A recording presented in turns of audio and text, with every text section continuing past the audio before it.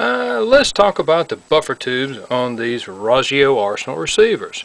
Now these have been sent back to the factory 3 times. Let's just see how the fit goes.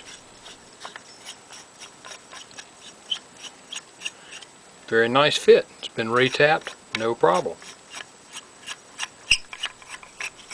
Try the second one.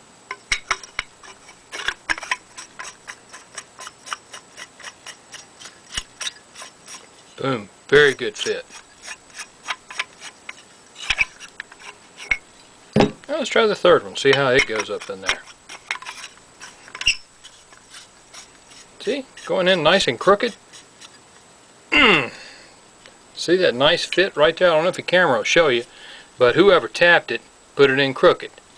So, 2 out of 3 ain't bad for meatloaf. Unless, of course, this is your lower from Roggio Arsenal.